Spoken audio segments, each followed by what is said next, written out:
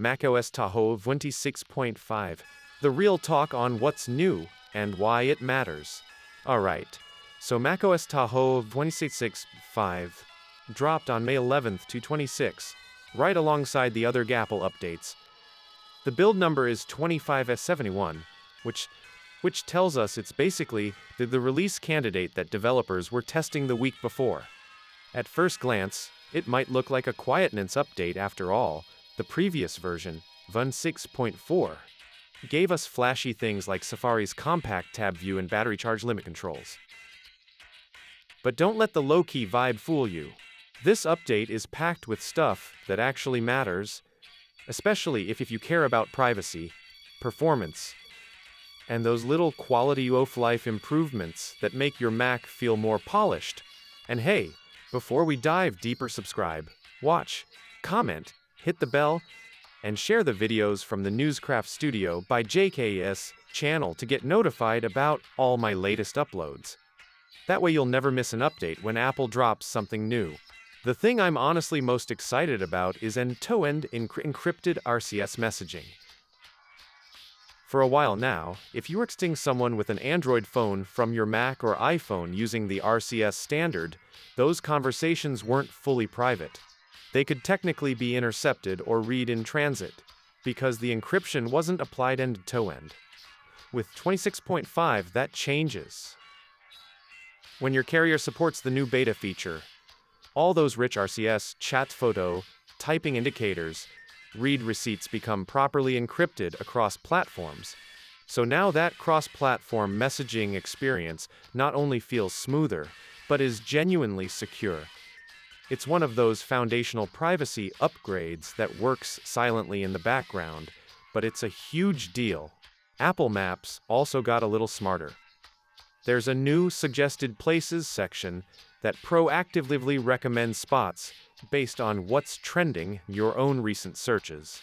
If you land in a new city, the app just surfaces interesting restaurants, landmarks, and hotspots without you having to type a single letter.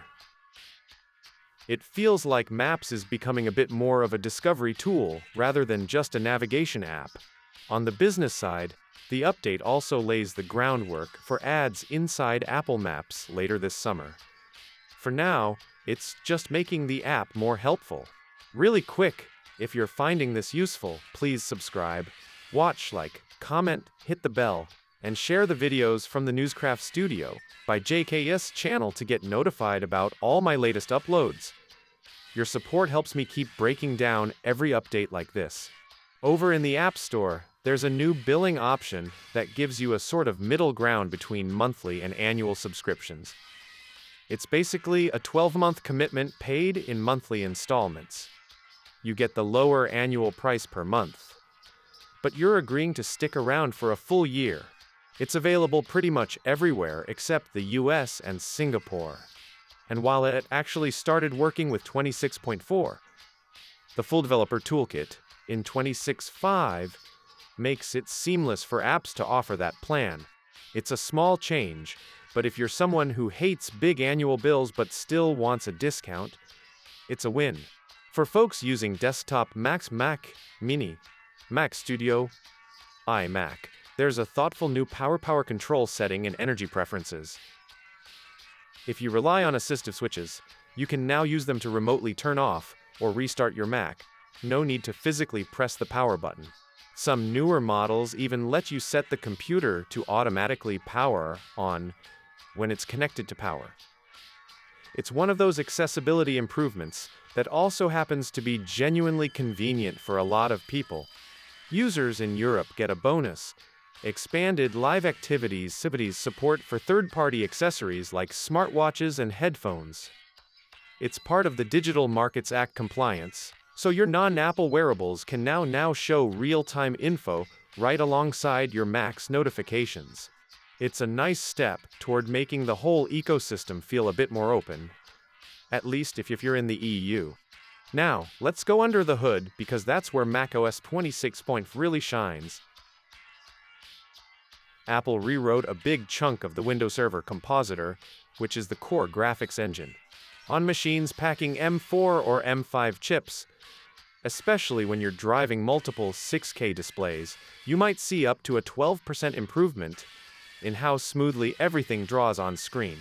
It's the kind of change you won't notice in a screenshot, but your eyes will feel it in daily use. Windows snap, animations stay fluid, and high-resolution work just gets a little less taxing. Equally huge is that the entire SMB networking client stack was rewritten. If you've ever connected to a network file share, a NAS, or a shared printer and dealt with weird disconnects or files that wouldn't sync properly, those long-standing gremlins are largely gone now. It's a fix that's been needed for years, and it just networking on a Mac feel reliable again. Security-wise, 26.5 patches, more than 70 vulnerabilities. One critical flaw they closed was a sandbox escape bug that could let a malicious app break out and access protected system areas. So by updating, you're essentially locking a lot of doors that were previously cracked open. There's also a welcome fix. Anyone who uses XX11 apps XQuartz Windows had this annoying habit of turning black after resizing, and that's finally sorted out in this release. Before I wrap up, I'd love it if you took a second to subscribe, watch, like, comment, hit the bell, and share the videos from the NewsCraft Studio. By Jagadeesh channel to get notified about all my latest uploads. It really helps the channel grow and keeps these deep dives coming. For developers, the new SDK brings some neat stuff. The StoreKit APIs now fully support those new subscription commitment plans I mentioned. There are also App Intents APIs that let third-party apps expose multi-step workflows to Siri and Spotlight, which opens the door for cross-app automation that actually works. And a quick note on Siri itself. The rumored big chatbot upgrade has been pushed back to macOS 27, likely to be unveiled at WWDC 2026, so we'll have to wait a bit longer for that conversation. If you're wondering whether your Mac can run it, the update covers a wide range. MacBook Pro from M1 onward, 2019 inch Mensch Mac Pro, 2020 iMac and later, Mac Mini with M1, Mac Studio Mac Pro, and even the MacBook Neo with the A18 Pro chip. Installing is as straightforward as ever. Just head to System Settings, General, Software Update, and make sure you're plugged into power and Wi-Fi. So, should you update? Honestly, yes. The Encrypted RCS alone makes this a privacy milestone. The networking and graphics improvements are tangible, and with over 70 security patches, your Mac becomes a significantly harder target. It might not have a marquee feature that screams for attention, but it's the kind of update that refines everything, makes your machine more stable, and quietly builds a stronger foundation for what's coming next. If you've been on the fence, go ahead and hit that update button. You'll feel the difference in everyday use, even if you can't always point to exactly why. One last time for the road: subscribe, watch, like, comment, hit the bell, and share the videos from the NewsCraft Studio by Jagadeesh channel to get notified about all my latest uploads. Thanks for hanging out with me today, and I'll catch you in the next one.